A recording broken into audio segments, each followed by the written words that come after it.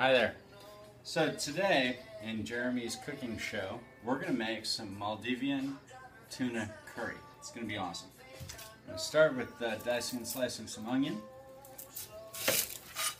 Then I'm going to start dicing and slicing some garlic, some ginger, and sauteing all that together in the pan here. And to make things easier, I'm going to move the trash over so I can eject things really quickly and easily off the cutting board. I got some habanero pepper as well. Things are going to be delicious.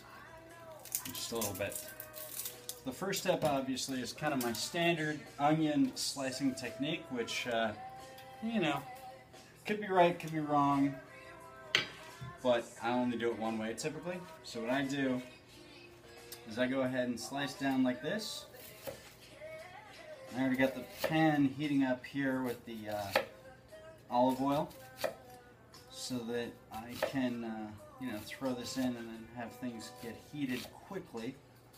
Let's see. So you see I'm slicing down. That way when I chop it the other way, it kind of breaks apart into nice, tiny little pieces real quick and easy. See that? Yeah. That way it cooks up really fast, because the smaller the pieces, the more heat gets distributed onto each one, and then the faster the whole thing comes to, you know, the right temperature. So we got that going. Okay, that looks like a little more. Right. Okay, good stuff. Save this leftover onion. Something else in the future. You can toss that in the bag here. Close it up. Toss to the side. Now, got the ginger, got the garlic.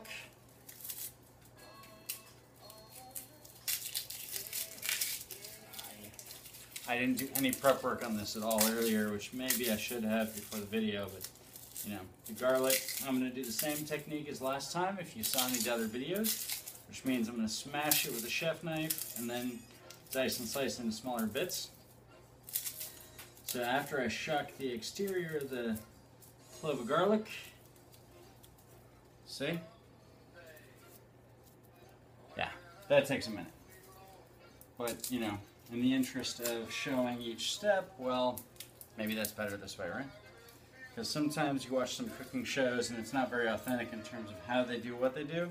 And it's like, really? Is it that easy? Nah, sometimes they make it look really easy, then you try it and you're like, oh, that's actually kind of hard. So, I got my garlic prepped. I'm going to toss that in after this, but I'm going to do the onion first. It's sizzling. Okay, so that's good. Grab a spatula. Grab this guy, because I got a metal skillet, so it's fine. Oh yeah. And then at this point it's kind of a race, because it's like, you know, you already got one thing going. So you gotta make sure you get the rest of the stuff prepped and ready and shippable, as we say in the tech industry, as fast as possible. 2, 3. So the ratio here, you know, it kind of depends on your personal preference, but I've got, you know, what is that? About a quarter of a large red onion. And I've got, let's see, 1, 2, 3, 4, 5 nice cloves of garlic. I had to count again because I didn't actually think about it for a moment. So now that I got the cloves of garlic, dice and slice these guys.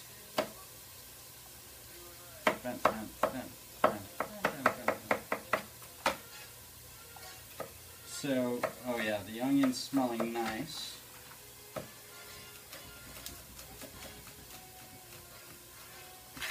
One advantage of the you know, smash and slice technique is that you've already weakened the garlic lengthwise. So then to get the rest of it there, it's pretty straightforward in terms of chopped into small enough bits to saute. So that's looking good. And the onions look good, so I'm going to toss this in there. And let that saute for a moment, all together nice. Now, one thing with making curry is curry powder. You can get various kinds of curry powder at various stores. I happen to have some Maldivian curry powder for reasons which I will leave up to your Googling skills to figure out why I have it. But since I've got it, you know, I might as well use it. Some habanero. Toss in here to give a little bit of heat. All right. Then I'm going to throw in a little bit of salt. You know, not too much, enough, because I'm going to add in some other things too later for flavor. So, but you know, if you're more health conscious, you can always skip on the salt now and then add it later. Definitely an option. It'll turn out a little different that way, but you know, if you're trying to be very health conscious, then you know, definitely skip on the salt until later on. I'm being a little wasteful with the garlic because I'm conscious of the, wasteful with the ginger. I'm conscious of the smell of the garlic and the onion just being 15 kinds of delicious right now. And I want to make sure that I don't burn those, because then the curry is going to have a really not so good flavor. So what I'm doing here is just kind of taking off the shell of the ginger. There we go. I'll do that. Makes it easy. And then cut into strips. And then because ginger, you know, no one wants to eat a mouthful of ginger. So I'm going to take extra care and slicing this up really fine and making tiny, tiny pieces. That way, maximum flavor and minimum chance of biting into something that's just like, wow, what was that? Because, you know, that would be gross. Okay, so this is all cooking nicely. See that? Oh yeah. Now, the next step is I'm going to take tomato paste and I'm going to take the curry powder, which, woohoo, curry powder. Bam! But that's not enough, so I actually got to find more. Let's see.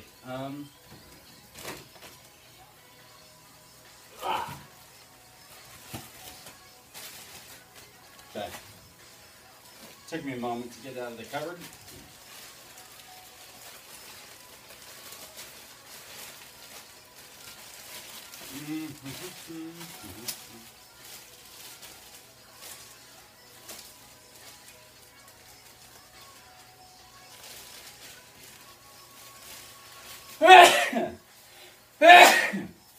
I don't know why.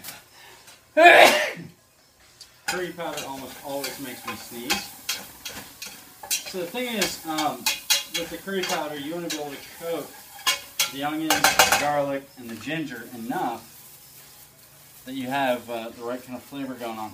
If you use too little, then by the time that you start diluting it with the actual tuna and the rest of it, it's not going to be good. So this, never been opened. Open.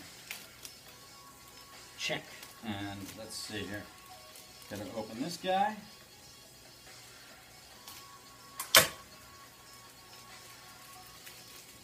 Okay. Come on, there we go. I'll show this off in a second, but the takeaway here is probably, one, prep the curry powder before you do this, because I didn't burn the onions and the garlic and things, but I got close, which is bad. And two, I'm going to make sure it's easy to combine the ingredients, because just in case, you know, you got company watching you, you don't want to look like this is the first time you're doing something. Because, you know, that'd be silly. So got that going, everything's coated nicely. You see that? Oh yeah.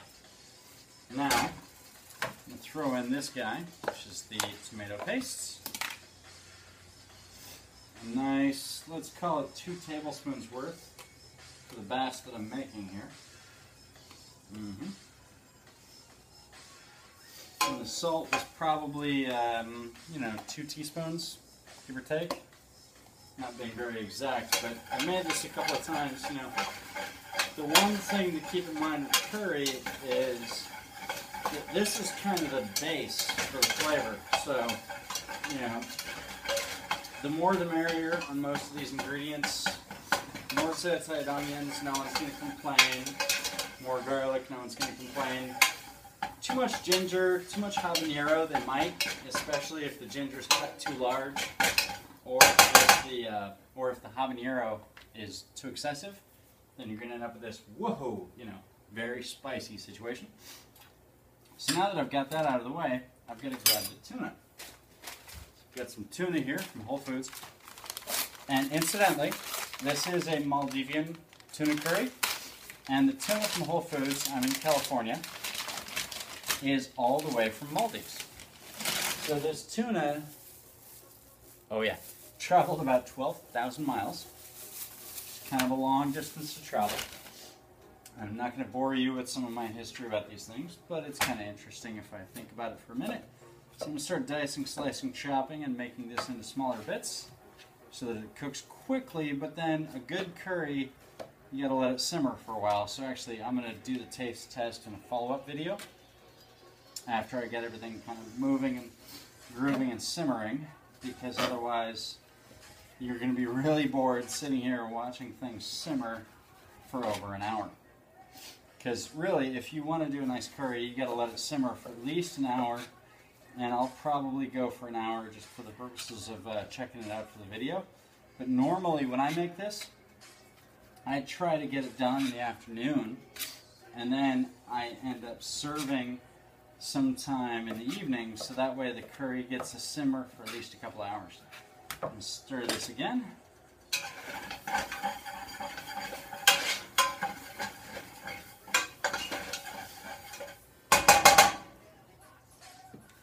Okay, I'm going to actually throw this in now.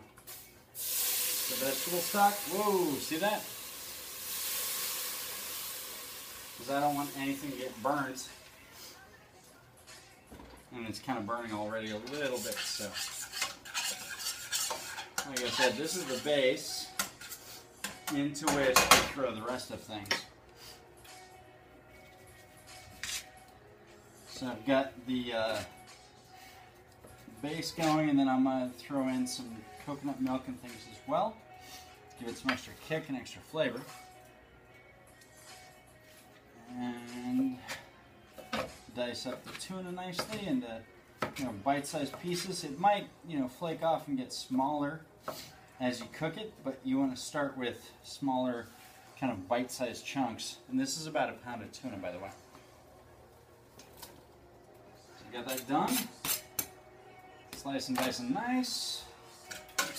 And stir it around so everything gets kind of coated well with the curry base. Okay, so one of the things when you make curry, you always do more liquid than you need. Now, in this case, I'm using vegetable stock.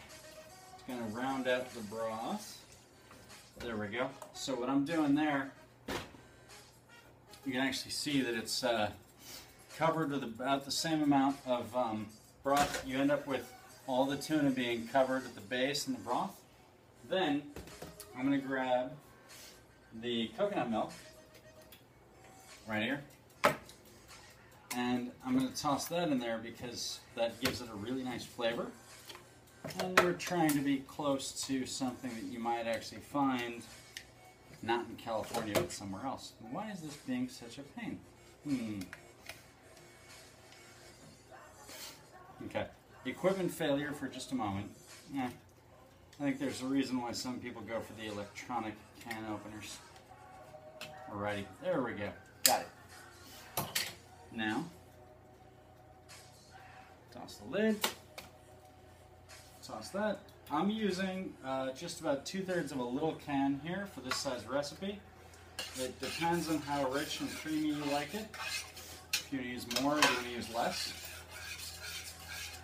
And I'm actually going to top this off with some water, because if you use too much vegetable broth, too much chicken broth, you end up with too much salt in the dish. So I'm just going to throw in some water.